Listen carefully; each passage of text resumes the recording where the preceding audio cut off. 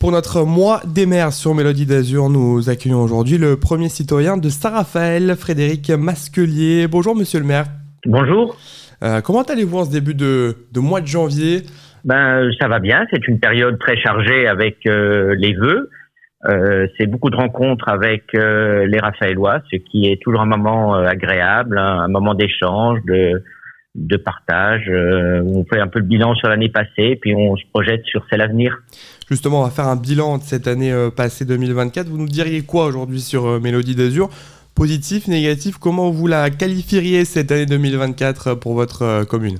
La vie est généralement faite de haut et de bas. On a nos réussites et on a nos échecs. Je dirais que c'est plutôt une année qui était consacrée à l'investissement, avec des grands événements. Nous avons notamment sur le 15 août une semaine consacrée au débarquement de Provence. Nous avons aussi accueilli la Flamme Olympique, ce qui était un très grand succès. C'est avec une très belle journée autour du sport. Et puis on a des grands projets d'équipements publics qui sont mis en œuvre.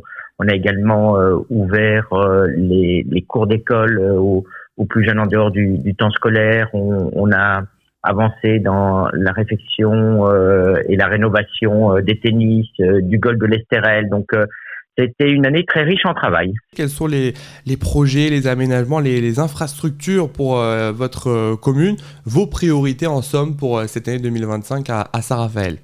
C'est poursuivre le travail parce que le 31 décembre marque c'est une date plus symbolique qu'une date qui marquerait un avant ou un après.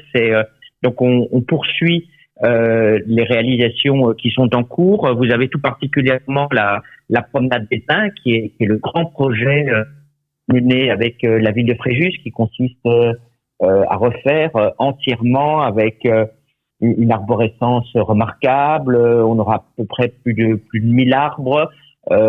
Toute cette promenade sur plus de 4 km et demi qui relie les deux villes, dans la tradition également du passé.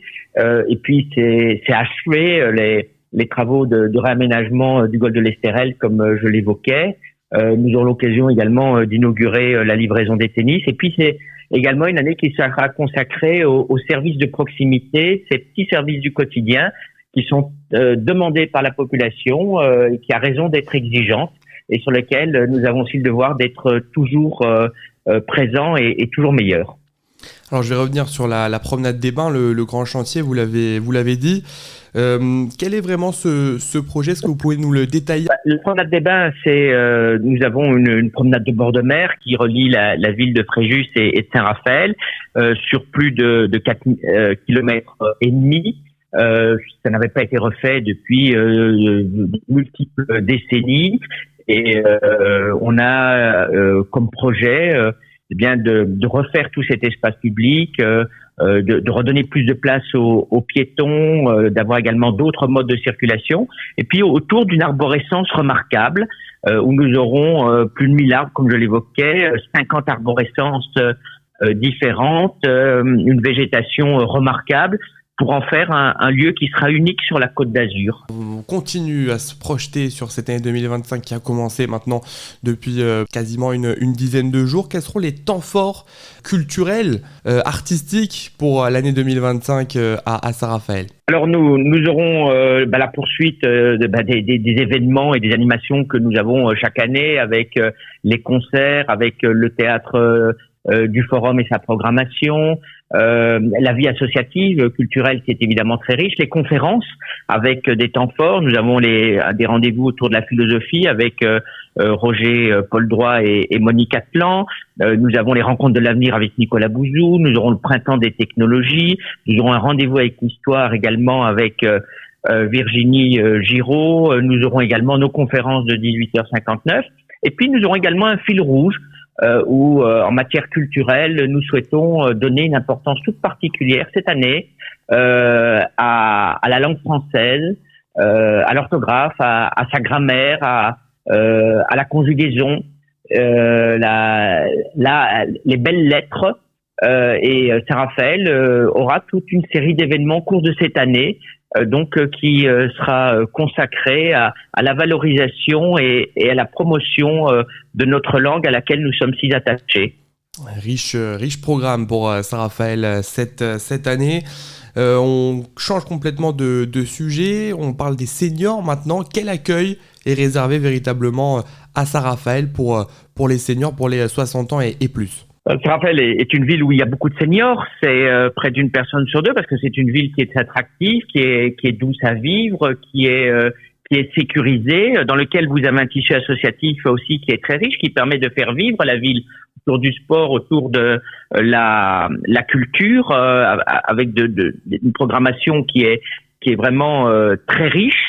Nous avons aussi des espaces qui sont dédiés aux problématiques que peuvent rencontrer les seniors, ou plutôt dans l'accompagnement, que ce soit le déplacement avec un relais assistance mobilité qui permet d'avoir quasiment un service de taxi à domicile, avec également un centre médical qui devrait ouvrir à la fin de l'année, avec des résidences autonomie aussi, dont l'une est gérée directement par la ville.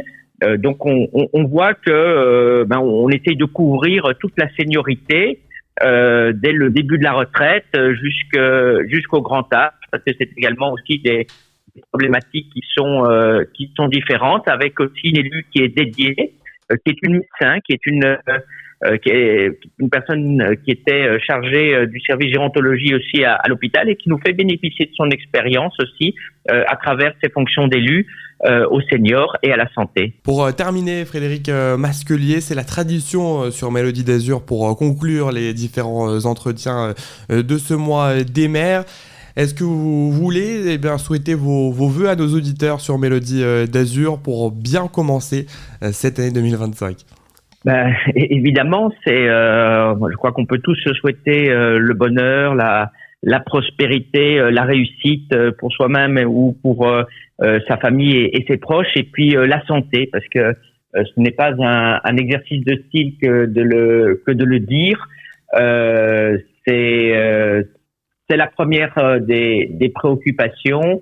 Il y a beaucoup de soucis qui peuvent être aussi liés à des petites problématiques de santé qui ne sont pas prises en charge aussi immédiatement. On voit que les tensions aussi sur de l'hôpital ou les problématiques de démographie médicale font que vous n'avez pas ces prises en charge toujours comme elles devraient l'être. Donc il faut prévenir aussi bien en amont, et donc prendre soin de soi.